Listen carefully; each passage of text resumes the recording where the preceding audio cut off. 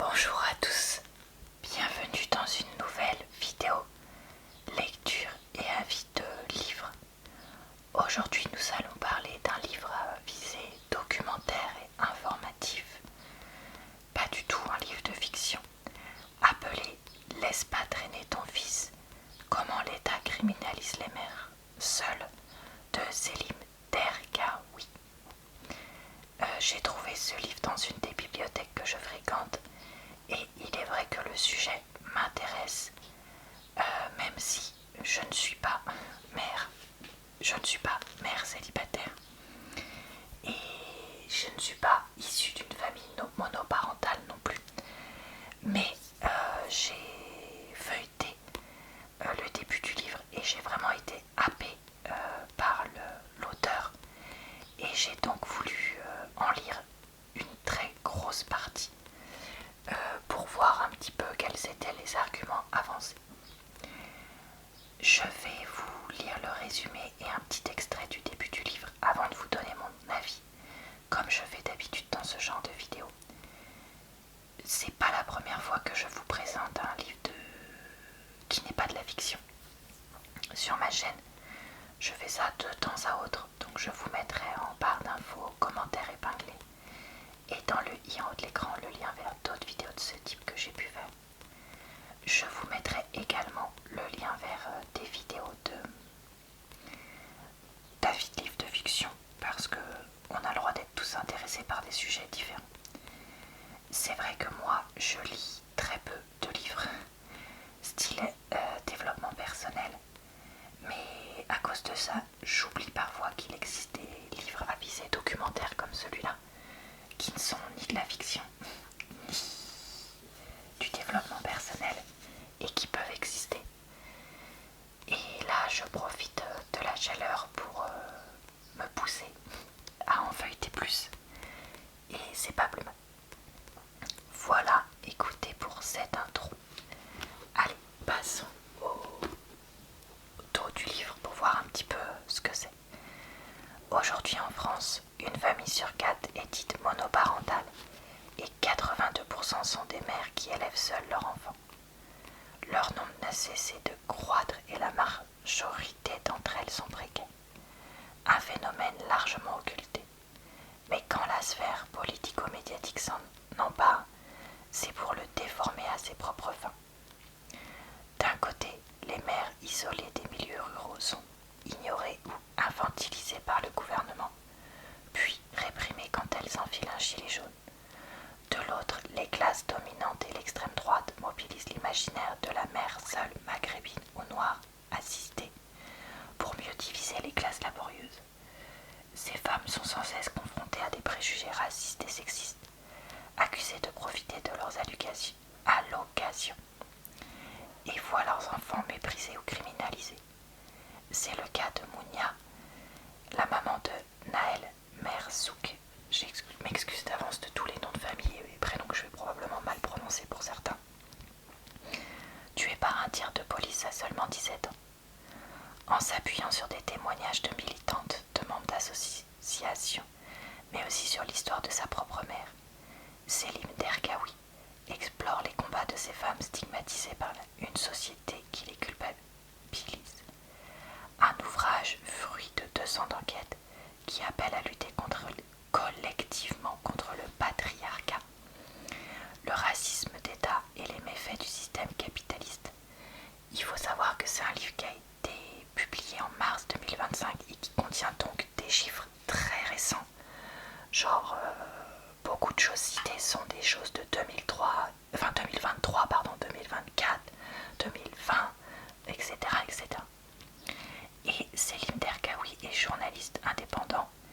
Et comment dire, c'est quelqu'un qui a été employé dans de nombreux médias, etc.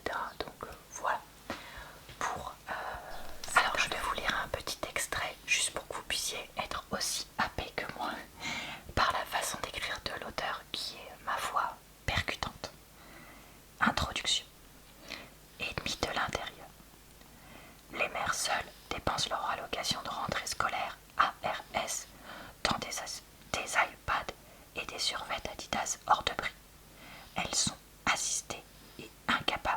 gérer correctement leur budget. Ce discours, tout en subtilité, ne vous est certainement pas étranger. Il s'agit d'un marronnier de la rentrée des classes. En septembre 2021, le ministre de l'Éducation nationale, Jean-Michel Blanquer, affirme que, ainsi que l'ARS est parfois utilisée pour acheter des écrans plats, nous serions aveugles ou naïfs de penser que la totalité de ce que chaque ménage touche en allocation de rentrée scolaire est reversée pour acheter des fournitures ou des livres pour enfants. Ce n'est pas vrai. Et nous tous le savons, a dit le président de la République, Emmanuel Macron, après avoir visité une école dans un quartier populaire de Marseille. Avec 2 enfants, seuls, au SMIC, si on est au SMIC, il ne faut peut-être pas divorcer non plus dans ce cas-là, déclare l'éditorialiste Julie Graziani sur la chaîne d'information en continu LCI en décembre 2019.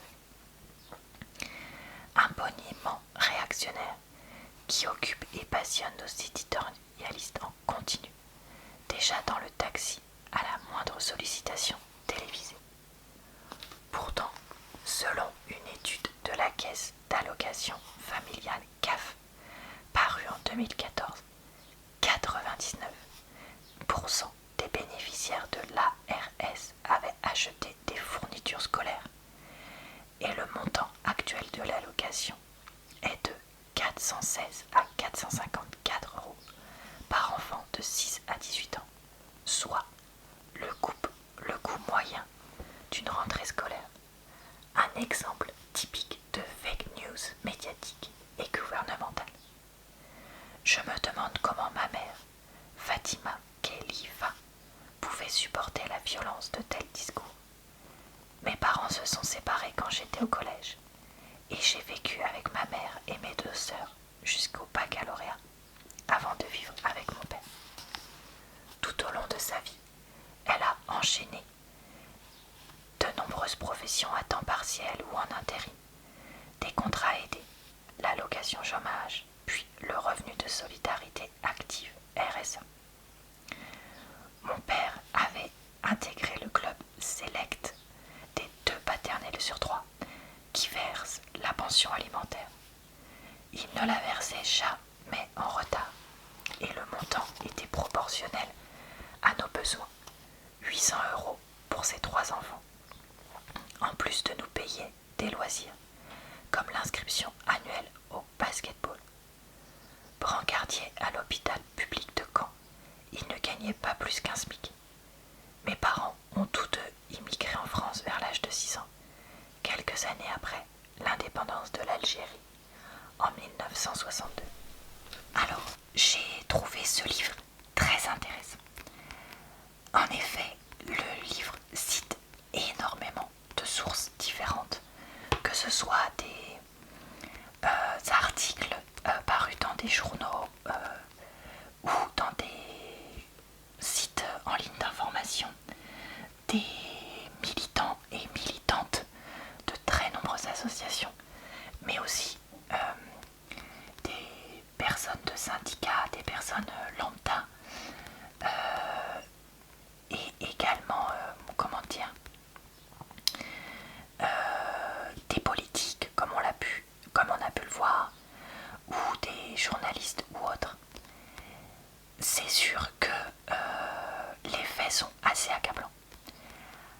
Je ne suis pas spécialiste de la question au point de pouvoir réfuter point par point, peut-être, possiblement, je redis, certaines informations fausses ou certaines études sélectionnées. Mais il y a un moment où on ne peut pas nier qu'un certain nombre de familles sont dans la précarité, et encore plus les familles monoparentales qui sont, ça c'est pareil, on ne peut pas le nier, majoritairement des mères seules. Et c'est vrai que ce mythe de la mère seule qui laisse traîner son fils, comme nous dit le titre, et qui ne s'occupe pas de ses enfants, est complètement dépassée et use et abuse des allocations, je pense qu'il est très intéressant dans ce genre de livre qui, j'espère, pourrait être transformé en documentaire par Arte, France Télévisions, quelque chose comme ça, est vraiment très important pour nous montrer à quel point ce n'est pas la majorité. À quel point non, les mères et les pères souhaitent qu'une chose, c'est que leurs enfants réussissent et ne tombent pas dans la délinquance. Et que c'est pas du tout la famille dépassée, ça arrive, mais c'est pas la majorité des familles seules. Et ça, c'est aussi quelque chose que moi, j'ai vu dans mon emploi. Je me permets juste de dire que, sans pouvoir préciser plus, je travaille avec les enfants.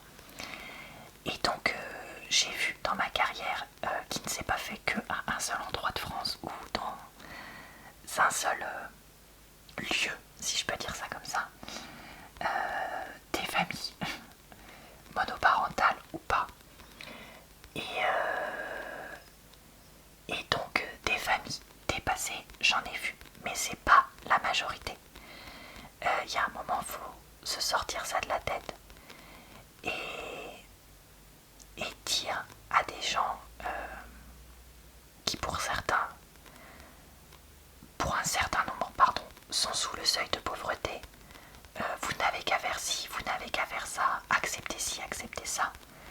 Quand il ou elle en accepte déjà beaucoup, je trouve ça d'une violence inouïe. Et quand on voit certains des témoignages extrêmement intrusifs dans l'intimité par rapport à la présence ou pas d'un nouveau compagnon pour ne surtout pas verser la CAF, parce qu'il est évident qu'un compagnon, quand il ou elle vient d'arriver, va tout de suite donner tout son salaire à la famille, hein, c'est évident. Ou autre, j'ai trouvé ça vraiment très intéressant. Je pense vraiment que c'est un livre qui peut parler à beaucoup et qui devrait être, comme je dis, vraiment beaucoup plus lu s'il ne l'est pas déjà. Et je suis très contente qu'un service comme une bibliothèque puisse permettre l'accès à ce genre d'informations pour tous. Parce que y a quand même beaucoup de bibliothèques qui sont pas forcément payantes ou en tout cas peu chères. Et ça, c'est aussi quelque chose qu'il faut promouvoir selon moi. Et donc voilà, écoutez, c'est pas toujours facile à lire ce livre. Pas parce qu'il est mal écrit, mais parce que le sujet peut vite taper sur le système. Mais voilà, je pense que c'est important de l'avoir lu et de le promouvoir. Et pour moi, c'est important. Donc voilà, c'est ce que je fais aujourd'hui avec vous. Et je ne peux que le conseiller à tous, peu importe votre port politique, peu importe que vous soyez un homme ou une femme, peu importe votre situation. Parce que je crois qu'il faut aussi qu'on rétablisse les vérités statistiques là où elles sont. Tout simplement. Et il y a un moment où on peut être de tel ou tel bord politique. On ne peut pas toujours nier les faits, en fait, tout simplement. Voilà. Et écoutez, je vais m'arrêter là pour aujourd'hui. J'espère que cette vidéo vous a plu et que peut-être que vous aussi vous pourrez consulter cet ouvrage. Je vous retrouve très vite sur ma chaîne pour de nouvelles vidéos, livres ou autres d'ailleurs, le plus souvent possible. Je vous retrouve également sur ma chaîne secondaire et mon compte TikTok de temps à autre. Je vous souhaite donc une bonne soirée, une bonne nuit ou une bonne journée. Et je vous dis à très bientôt dans une prochaine